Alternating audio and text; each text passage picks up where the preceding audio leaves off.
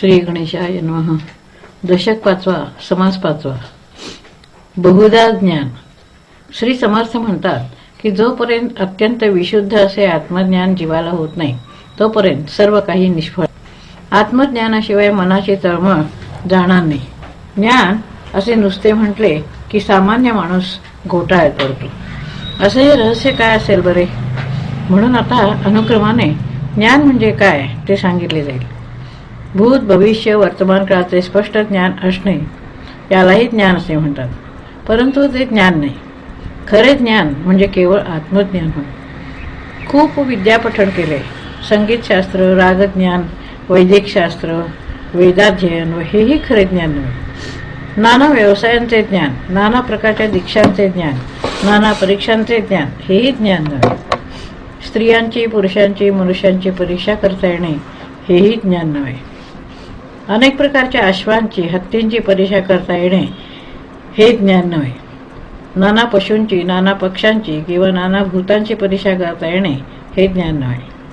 नाना वाहनांची परीक्षा, नाना वस्त्रांची परीक्षा, नाना शस्त्रांची परीक्षा, नाना धातूंची परीक्षा, नाना नाण्यांची परीक्षा, नाना रत्नांची परीक्षा, नाना पाषाणांची परीक्षा, काष्ठांची परीक्षा, वाद्यांची परीक्षा, नाना भूमींची परीक्षा, नाना जलांची परीक्षा, नाना तेजांची परीक्षा करता येणे हेही ज्ञान नव्हे. रस, बीज, अंकुर, फुले, फळे, वेली, दुखणी, रोग या सर्वांची लक्षणे ओळखता येणे म्हणजे ज्ञान नव्हे. मंत्रांची परीक्षा, यंत्रांची परीक्षा, गृहांची परीक्षा, मूर्तीची परीक्षा, क्षत्रियांची परीक्षा, गृहांची परीक्षा, पात्रांची परीक्षा करता येणे हेही ज्ञान नव्हे. होणाऱ्या गोष्टींची परीक्षा, काळवेळाची परीक्षा, नाना तर्कांची परीक्षा, नाना अनुमानांची परीक्षा, नियमांची परीक्षा व इतरही अनेक प्रकारच्या परीक्षा करता येणे म्हणजेही ज्ञान नव्हे. नाना विद्या, कला, चातुर्य यांची परीक्षा करता येणे हे ज्ञान नव्हे. शब्दांची, अर्थांची, भाषांची, स्वरांची, वर्णांची, लेखनाची परीक्षा करता येणे हेही ज्ञान नव्हे. विविध मते, अनेक प्रकारचे ज्ञान, अनेक प्रकारच्या वृत्ती यांची परीक्षा करता येणे हेही ज्ञान नव्हे. नाना रूपांची, रसांची, सुगंध यांची परीक्षा करता येणे हेही ज्ञान नव्हे. सृष्टी, तिचा विस्तार, नाना पदार्थ यांच्याविषयीचे ज्ञानही खरे ज्ञान नव्हे. नेमकेच बोलणे, तत्काळ प्रतिवचन देणे, शीघ्र कवित्व करणे हेही ज्ञान नव्हे. नेत्रपल्लवी, नादकळा, करपल्लवी, भेदकळा, स्वरपल्लवी, संकेतकळा यांचे ज्ञान हेही खरे ज्ञान नव्हे. काव्यकुशलता, संगीतकला, गीतप्रबंध, नृत्यकला, सभाचातुर्य असणे, शब्दकळा अवगत असणे हेही खरे ज्ञान नव्हे. वाग्विलासाने मोहून टाकणे, रम्य रसाळ गायन करणे, हास्यविनोद तसेच कामकला यांचे ज्ञान हेही खरे ज्ञान नव्हे. नाना राघवे, चित्रकला, नाना वाद्ये, संगीतकला, इतर नाना विचित्रकला यांचे ज्ञान म्हणजेही खरे ज्ञान नव्हे.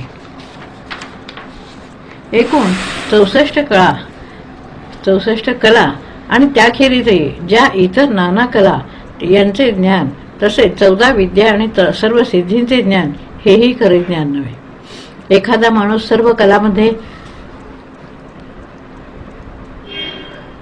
प्रवीण असला, सर्व विद्या त्याला परिपूर्ण रीतीने येत असल्या तरी ते त्याचे कौशल्य आहे, पण या सर्वांस ज्ञान असे म्हणता नाही. हे ज्ञान आहे असे भासते, पण मुख्य ज्ञान याहून वेगळेच आहे. खरे ज्ञान जेथे असते तेथे प्रकृतीने उत्पन्न केलेला भ्रम समूळ मिथ्या ठरतो. दुसऱ्याच्या मनातील विचार जाणणे हे खरे ज्ञान आहे असे वाटते, परंतु हे काही आत्मज्ञानाचे लक्षण नव्हे. कुणी एक अधिकार संपन्न साधक मानसपूजा करीत असताना चुकला तेव्हा तेथे असलेल्या दुसऱ्या कोणी त्याला हाक मारून हे असे करायचे नसते म्हणून त्याची चूक दाखवून दिली. याप्रमाणे दुसऱ्याच्या मनात काय चालले आहे हे जाणणाऱ्यास फार मोठा ज्ञानी म्हटले जाते, पण ज्या ज्ञानाने मोक्षप्राप्ती होते ते ज्ञान हे नव्हे. याप्रमाणे अनेक प्रकारचे ज्ञान असते, पण त्याचे सर्व प्रकार सांगणे अशक्यच आहे. पण ज्या ज्ञानाने सायुज्य मुक्ती प्राप्त होते ते ज्ञान वेगळेच असते. हे ऐकून श्रोता म्हणतो की ज्या योगे सायुज्य मुक्ती प्राप्त होते ते ज्ञान कसे असते व त्याने समाधान कसे प्राप्त होते ते मला आपण स्पष्ट करून सांगावे.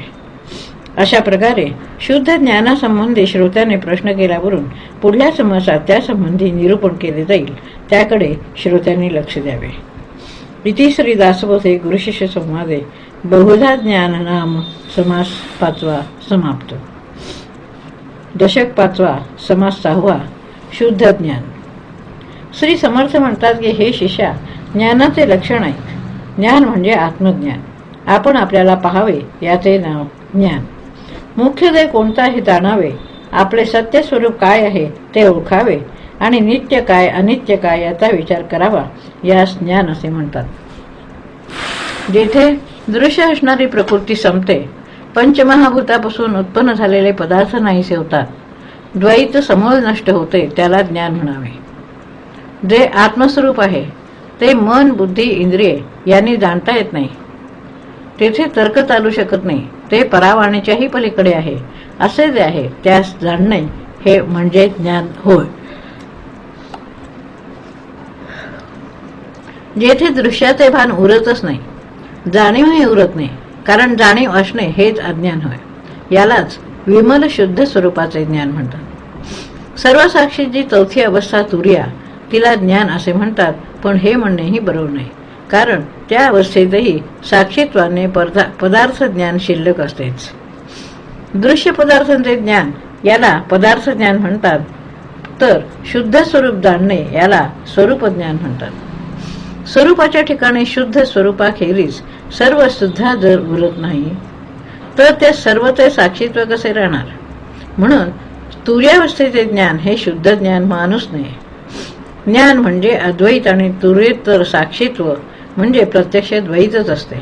म्हणून तुर्येपेक्षा शुद्ध ज्ञान हे नेहमी वेगळेच असते, हे जाणून घ्यावे. आता शुद्ध ज्ञानाचे लक्षण आहे का, आपण शुद्ध स्वरूपच असतो हे जाणणे, याचा अनुभव घेणे, याला शुद्ध स्वरूप ज्ञान म्हणतात. हे श्रोत्यांनी जाणून घ्यावे. महावाक्याचा उपदेश उत्तम आहे, पण त्याचा जप करण्यास सांगितलेला नाही. त्या महावाक्यांच्या अर्थाचा साधकाने विचारच केला पाहिजे. महावाक्यात परमार्थाच्या उपदेशाचे सार आहे, यात शंकाच नाही. पण त्यांच्या अर्थासंबंधी विचार चिंतनच करणे जरूर आहे. नुसता त्याचा जप करून अज्ञानाचा अंधकार नाही सावणार नाही. महावाक्यांचा अर्थ लक्षात घेतला की आपण तत्वतः आत्मस्वरूपच आहोत हे कळून येते. नुसता त्याचा जप केल्याने व्यर्थ क्षीणच होतो. महावाक्याचे विवरण हे ज्ञानाचे मुख्य लक्षण आहे. शुद्ध लक्षांशावरून आपण आत्माच आहोत याचा अनुभव येतो. आपल्याला आपलाच लाभ होणे म्हणजेच स्वस्वरूपाचा अनुभव येणे हे ज्ञान अत्यंत दुर्लभ आहे. वास्तविक ते ज्ञान आदी आणि अंती स्वतःच प्रकाशित करणारे स्वस्वरूपच असते. जेथून हे सर्व विश्व प्रगट होते आणि शेवटी सर्व जेथे लय पावते त्या आत्मस्वरूपाचे ज्ञान झाले की बंधनाची भ्रांती नाहीशी होते. मते आणि मतांतरे जेथे फोड ठरतात त्याच्या संबंधी अतिसूक्ष्म विचार केल्यावर त्याच्यात पूर्ण ऐक्य दिसून येते. या चराचरांचे मूळ असलेले शुद्ध निर्मळ आत्मस्वरूप त्याचा साक्षात अनुभव येणे यालाच वेदांतामध्ये शुद्ध ज्ञान म्हणतात. आपल्या स्वस्वरूपाचा शोध घेऊ लागले की स्वाभाविकरित्या अज्ञान नाहीसे होते. यालाच मोक्षदायक ब्रह्मज्ञान असे म्हणतात. आपण आपला शोध घेऊ लागलो की स्वस्वरूपाचा साक्षात अनुभव येतो. ते स्वरूप सर्व व्यापे असल्याने मी म्हणजे देह हे एकदेशित्व नाहीसे होते व आत्मा हेच आपले स्वस्वरूप असल्याने सर्वज्ञता अंगी बांधते. वृत्ती अंतर्मुख करून मी कोण हे जाणण्याच्या हेतूने आपण आपला शोध घेऊ लागलो की आपला देह नसून आपण देह नसून देहातीत आहोत हे कळून येते. नंतर नीट विचार केला असता स्वस्वरूपाचा साक्षात अनुभव येतो. असो, पूर्वीचे महाथोर पुरुष ज्या ज्ञानाच्या योगे भवसागराच्या पहिल्या तीरास पोहोचले त्यांची नावे आता ऐका. या ज्ञानाच्या योगेच व्यास, वसिष्ठ महामुनी, शुक, नारद समाधानी झाले व जनकाधिक महाज्ञानी झाले. वामदेव आदी योगेश्वर वाल्मिकी, अत्री यांच्यासारखे ऋषीश्वर, शौनकादी वेदांत मतांचे सार जे आत्मज्ञान त्याच्या योगानेच परमपदाला पोहोचले. मुख्यत्वे सनकादिक तसेच आदिनाथ, मच्छिंद्रनाथ, गोरखनाथ इत्यादींची गणती करू लागल्यास असंख्य आहेत. सिद्ध मुनी श्रेष्ठ ब्रह्मज्ञानी पुरुष यांचा जो स्वानुभव आहे आणि ज्या सुखाच्या योगे महादेव सदा डुलत असतात, जे वेदशास्त्रांचे सार आहे, त्याची गुरुप्रतीती आत्मप्रतीती याची प्राप्ती भाविकांना त्यांच्या भाग्यानुसार होत असते. भूतकाळात होऊन गेलेले, वर्तमान काळी हयात असलेले आणि पुढे भविष्यकाळात होणारे असे जे सर्व साधू संत सज्जन या सर्वांचे जे गुह्य ज्ञान ते आता मी तुला सांगतो. ते गुह्य ज्ञान तीर्थे व्रते तपे दाने यांनी किंवा धूम्रपान पंचाग्नी साधन गोरांजने यांनी प्राप्त होत नाही. ते ज्ञान म्हणजे सर्व साधनांचे फळ ज्ञानाचे केवळ शिखरच असून त्याच्या योगाने संशय पूर्णतः नष्ट होतो. जगात 56 म्हणजे अनेकानेक भाषा आहेत आणि त्यात तसेच अनेक ग्रंथ आहेत. त्या सर्व ग्रंथांचा मुख्यत्वे वेदांताचा गहन अर्थ एकच आहे, तो म्हणजे आत्मज्ञान. ज्याचे ज्ञान पुराणांना नाही, ज्याचे वर्णन करताना वेदही शिंडले, तेच ज्ञान आता या क्षणी मी गुरुकृपेने उपदेशितो. श्री समर्थ म्हणतात की संस्कृत ग्रंथात काय आहे हे मी पाहिलेले नाही, मराठी ग्रंथात माझा प्रवेश नाही, पण कृपामूर्ती सद्गुरू स्वामी माझ्या हृदयात बसलेले आहेत. त्यामुळे मला आता संस्कृत अथवा प्राकृत ग्रंथाची आवश्यकताच नाही, कारण माझा स्वामी कृपेसहित माझ्या हृदयात बसत आहे. वेदांचा अभ्यास न करता किंवा श्रवणाचे सायास न करता प्रयत्नाशिवाय सद्गुरू कृपारूपी अमृतमय प्रसाद मला लाभला आहे. मराठी भाषेत ग्रंथ आहेत, पण त्याहूनही संस्कृत भाषेतील ग्रंथ श्रेष्ठ आहेत व संस्कृत ग्रंथातही वेदांत ग्रंथ फार श्रेष्ठ आहेत. त्या वेदांतापेक्षा श्रेष्ठ दुसरे काही नाही, कारण त्यात सर्व वेदांचे सार प्रगट झाले आहे. असा जो अतिश्रेष्ठ वेदांत, त्या वेदांताचा मतितार्थ असा जो अति गहन परमार्थ, तो तू आता ऐक. अरे त्या गहनाचेही गहन म्हणजे जे सद्गुरु वचन ते तू जाणून घे. त्या सद्गुरु वचनामुळे निश्चितपणे समाधान लाभेल. सद्गुरु वचन हाच वेदांत आहे, तोच सिद्धांत आहे आणि तोच प्रत्यक्ष अनुभवलेले ज्ञान आहे. जे माझ्या स्वामीचे अत्यंत गहन वचन आहे आणि ज्याने माझे अत्यंत समाधान झाले, ते हे माझ्या जीविते गुज मी तुला सांगावे म्हणतो. जर तू नीट लक्ष देऊन ऐकणार असशील तर आता या क्षणी सांगतो. हे ऐकताच शिष्याने गुरुची पावले सुदृढ धरली आणि तो दीनपणे बोलू लागला. तेव्हा मग गुरुदेवाने बोलण्यास आरंभ केला. अहम ब्रह्मास्मी हे महावाक्य, त्याचा अर्थ तर्काने जाणता येत नाही, तो अर्थ मी तुला सांगतो. त्याच्या योगे गुरु शिष्य त्या अर्थाच्या ठिकाणी एकरूप होऊन जातात. श्री गुरुदेव म्हणतात की हे शिष्या, येथे जे रहस्य आहे ते तू ऐक. तू स्वतःच ते ब्रह्म आहेस, याविषयी संदेह अथवा भ्रम धरूच नकोस. नवविधा भक्तीमधील मुख्य जे भजन आत्मनिवेदन ते तुला आता समग्र वर्णन करून सांगतो. विश्वोत्पत्ती होताना ही पंचमहाभूते ज्या क्रमाने निर्माण होतात त्या क्रमानेच ती कल्पांतात लय पावत जातात. एवढेच नव्हे तर प्रकृती आणि पुरुष यांचाही ब्रह्मात लय होऊन ते ब्रह्मरूपच होतात. सर्व दृश्य पदार्थ नाहीसे झाले की ज्याला आपण मी म्हणतो तोही राहत नाही, कारण मुळातच परमात्मा एकरूपच असल्याने एकरूपता स्वाभाविकच आहे. जेथे सृष्टीचीच वार्ता नाही, ती पण मूळ स्वरूपात विलीन झाल्यावर एकटे एक परब्रह्म तेवढे उरते. मग पिंड ब्रह्मांड पाहू गेल्यास तेथे कसे दिसणार? ज्ञानरूपी अग्नी प्रगट झाल्यावर त्या योगे दृश्यरूपी केरकचरा जळून जातो. सर्व काही ब्रह्मरूप झाल्याने भिन्नत्वाचे मूळच नाहीसे होते. साक्षात्कारानंतर जरी वृत्ती उद्भवली तरी ती जग सत्यत्वाने पाहतच नसल्याने दृश्य प्रपंच असून नसल्यासारखा असतो. या प्रकारे सहजच आत्मनिवेदन होते. असो, तुझी जर गुरुच्या ठाई अनन्यता असेल तर तुला चिंता करण्याचे कारणच नाही. अभक्त जसा स्वतःला भगवंतापासून वेगळा समजतो, तसे तू स्वतःला गुरुपासून वेगळा समजूच नकोस. आता हे आत्मज्ञान दृढ करण्याकरता तू सद्गुरु भजन कर. तू सद्गुरु भजन केलेस की तुला निश्चित समाधान लावेल. शिष्या, याला आत्मज्ञान म्हणतात. त्या योगेस पूर्ण समाधान प्राप्त होते. भवभयाचे बंधन हे वास्तविक समूळ मिथ्याच असते. ज्या नराला मी म्हणजे देह असे वाटते तो आत्महत्याला जाणावा. देहाभिमानामुळे तो जन्म मृत्यूच्या एरझारा पुन्हा पुन्हा भोगत राहतो. हे असू दे, हे लक्षात घ्यावे की आत्मा हा स्थूल, सूक्ष्म, कारण व महाकारण या चारी देहाहून वेगळा, भिन्न आहे. जन्म, मरण व कुठलेही कर्म याचा त्याला स्पर्शही होऊ शकत नाही. हे सर्व देहाशी संबंधित असते. या आब्रह्मस्तंभपर्यंतच्या सर्व विश्वप्रपंचाला तू आत्मरूपाने सबाह्य व्यापलेले आहेस. वास्तविक पाहता येथे कुठल्याच जीवाला बंधन नाही. देहाभिमानामुळे म्हणजे मी देहच आहे अशी दृढ समजूत करून घेतल्यामुळे व स्वस्वरूपाचा विसर पडल्याने त्यांना आपण बंधनात आहोत अशी भ्रांती झाली आहे व त्यामुळे सर्व लोक भुलले आहेत. हे शिष्या, सांगतो ते ऐक. नित्य नियमाने एकांतात बसून स्वस्वरूपाचे चिंतन करीत जावे. त्या योगे स्वस्वरूपानुभव येऊन स्वस्वरूपाच्या ठिकाणीच तुला विश्रांती, समाधान मिळेल. असे केल्यानेच परमार्थ म्हणजे आत्मज्ञान दृढ होईल. अखंड श्रवण मनन घडले तरच पूर्ण समाधान प्राप्त होते. अशा रीतीने पूर्ण ब्रह्मज्ञान झाले की अंगी तीव्र वैराग्य संचारते. शिष्या, तू जर स्वच्छंदपणे इंद्रियांना मोकाट सोडलेस तर ती उच्छृंखल होतील व मग तुझ्या मनातील तळमळही जाणार नाही. ज्याला विषयांच्या ठिकाणी तीव्र वैराग्य उपजते त्यालाच पूर्ण ज्ञान झाले असे समजावे. जसे राजाने प्रथम मण्याच्या लोभाने राज्याचा त्याग केला, पण मणी कवडी मोलाचा आहे हे कळताच त्याने तो त्याच्या पूर्वीच्या मालकास देऊन टाकला व त्यामुळे त्याला स्वतःचे राज्य परत मिळाले.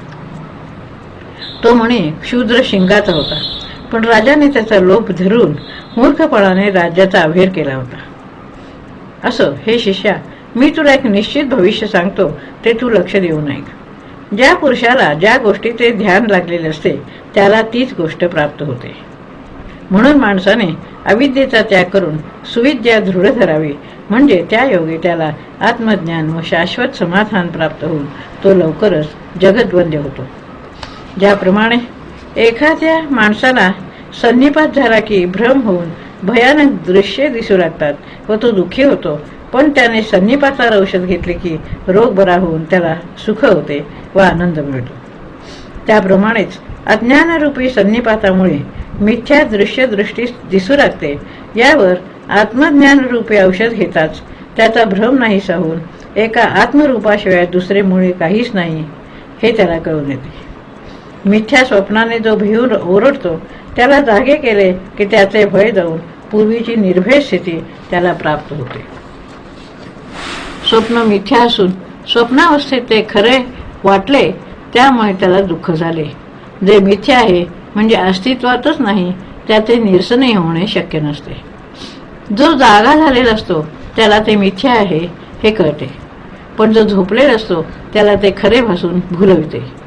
झोपलेला जागा झाला की त्याचेही भय नाहीसे होते, पण अविद्यारूपी झोप जबरीने येते आणि त्यावेळी वाईट स्वप्ने पडून तो जीव भयभीत होऊन त्याच्या सर्वांगाला कंप सुटतो. या अविद्यारूपी निद्रेतून पूर्ण जागृती येण्याकरता सतत श्रवण मननाची आवश्यकता आहे. या जागृतीची ओळख पटावी म्हणून एक लक्षण सांगतो, ते नीट ऐक. जो अंतःकरणापासून विषयाविषयी पूर्ण विरक्त होतो तो जागा झाला असे म्हणावे. जो पूर्ण विरक्त झाला नसेल तो साधक आहे असे जाणावे.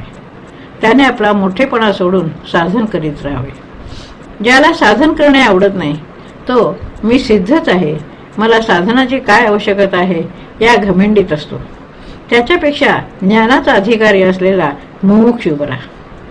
हे सद्गुरूंचे बोलणे ऐकून शिष्याने प्रश्न केला की बद्धाचे आणि मुमुक्षूचे लक्षण कोणते? कोण साधक व कोण सिद्ध हे कसे ओळखावे ते आपण सांगा. श्री समर्थ म्हणतात की श्रोत्यांना याची उत्तरे पुढल्या समासातून मिळतील, त्याने सावध होऊन कथेकडे लक्ष द्यावे. इति श्री दासबोधे गुरुशिष्य संवादे शुद्ध ज्ञान नाम समास 6 समाप्त. दशक 5वा, समास 7वा, बद्ध लक्षण. श्री समर्थ म्हणतात की ही जी चराचर सृष्टी आहे त्यात अपार जीवांची गर्दी झालेली आहे.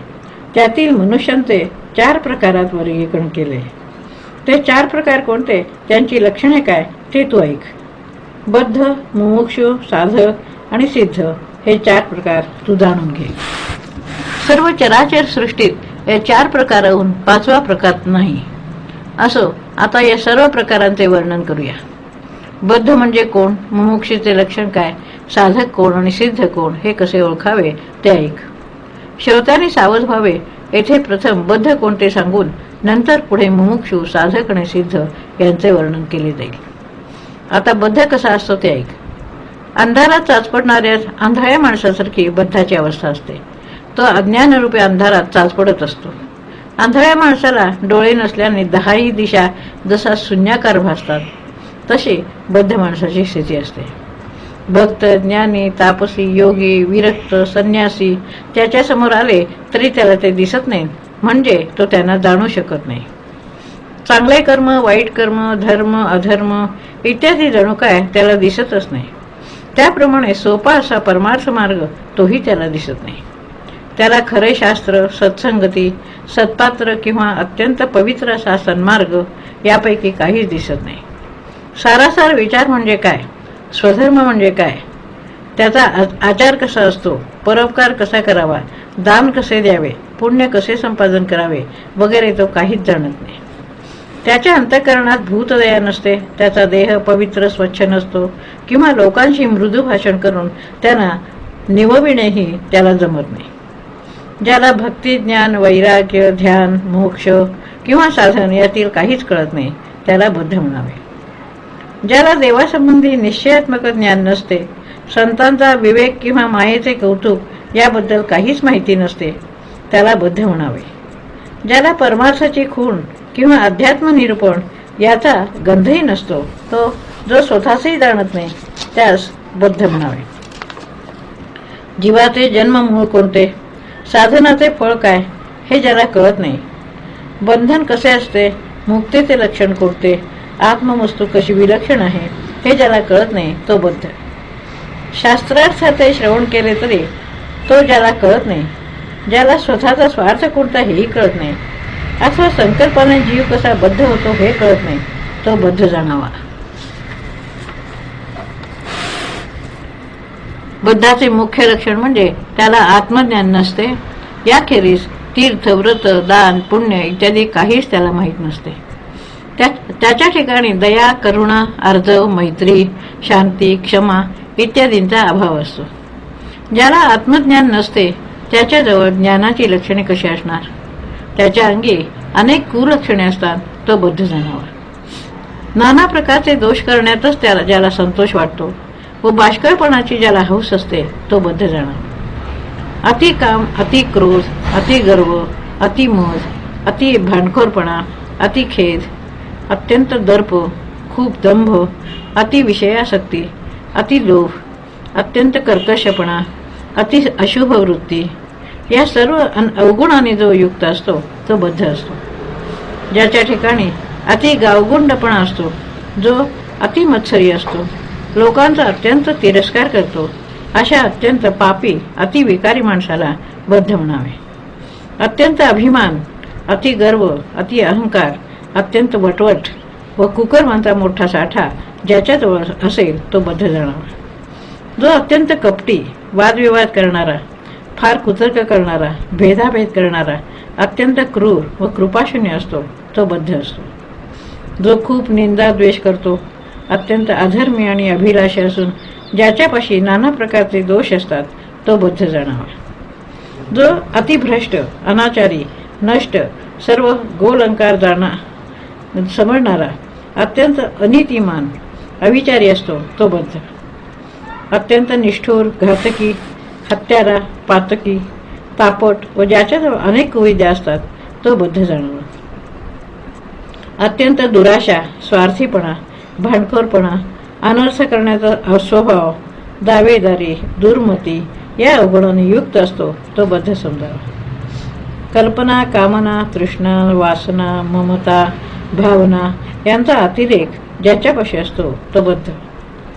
जो अत्यंत विकल्पी, विषादी, मूर्ख, नातलगांचा हव्यास असणारा, प्रपंचात रत असणारा, ज्याला अनेक उपाधी लावून घेण्याची हौस असते तो बद्ध होय. अतिवाचा, पाखंडी, दुर्जन, थोतांड करणारा, निंदा, चहाडी, खोडसाळपणा करणारा असेल तो बद्ध जाणावा. नास्तिक्य, भ्रम, भ्रांती, तमोगुण, व्याप, पसाऱ्याची आवड, आळसाची अति आवड ज्याला असेल तो बद्ध होय. अतिकृपण, अत्यंत दांडगा, अत्यंत मत्सरी, ज्याला अतिमस्ती आहे व जो शास्त्रविरुद्ध असत्कर्मे करतो तो बद्ध म्हणून समजावा. ज्याला परमार्थाविषयी अज्ञान असते पण प्रपंचाचे उदंड ज्ञान असते व जो असमाधानी असतो तो बद्ध होय. ज्याला परमार्थाविषयी अनादर असतो आणि प्रपंचाविषयी अत्यंत आदर असतो, जो संसाराचा भार वाहता वाहता बेजार झालेला असतो तो बद्ध असतो. सत्संगाची ज्याला गोडी नसते, संतांची निंदा करणे आवडते व देहबुद्धीच्या बेडीने जो जखडलेला असतो तो बद्ध होय. ज्याच्या हातात द्रव्याची जपमाळ असते, जो बायकोचे सर्व काळ ध्यान करीत असतो, ज्याच्याजवळ सत्संगाचा दुष्काळ असतो तो बद्ध जाणावा. डोळ्याने द्रव्यदारा पाहावी, श्रवणाने त्यांच्याविषयी ऐकावे, द्रव्यदारेचे चिंतन करावे ही बद्धाची लक्षणे आहेत. काया, वाचा, मन, चित्त, वित्त, जीव, प्राण यांनी जो द्रव्य आणि दारा यांचेच भजन करतो तो बद्ध. इंद्रिय एकाग्र करून त्यांना जराही इकडे तिकडे न जाऊ देता त्यांना जो द्रव्य व दारेकडेच लावतो तो बद्ध. द्रव्य दारा हेच ज्याचे तीर्थ असते, तोच ज्याचा परमार्थ सर्व स्वार्थही असतो त्याला बद्ध म्हणावे. जो आपला सर्व वेळ संसार चिंता करण्यात घालवतो, दुसऱ्या गोष्टीत वेळ गेला तर व्यर्थ गेला असे ज्याला वाटते व जो सर्व काळ प्रपंचाच्या कथा करीत असतो तो बद्ध जाणावा. नाना चिंता, नाना उद्वेग, नाना दुःखांचे प्रसंग यांनी बेजार झाल्याने जो परमार्थाचा त्याग करतो तो बद्ध होय. जो घटिका पोळ इतकेच नव्हे तर निमिषभरही दुश्चित्त न होता अंतरात सर्व काळ द्रव्य, दारा व प्रपंच यांचे ध्यान करीत असतो तो बद्ध होय. ज्याच्या दृष्टीने तीर्थयात्रा, दान, पुण्य, भक्ती, कथा, निरूपण, मंत्र, पूजा, जप, ध्यान सर्व काही द्रव्यदारात आहे तो बद्ध. ज्याला जागृतावस्था, स्वप्नावस्था यातही रात्रंदिवस विषयांचा ध्यास लागलेला असतो, ज्याला दुसऱ्या गोष्टीस क्षणाचाही अवसर नसतो तो बद्ध होय. याप्रमाणे बद्धाची जी लक्षणे सांगितली ती मुमुक्षुत्व प्राप्त झाल्यावर पालटतात, त्यांची ओळख पुढल्या समासात ऐकावी असे श्री समर्थ म्हणतात. इति श्री दासबोधे गुरुशिष्य संवादे बद्ध लक्षण नाम समास 7वा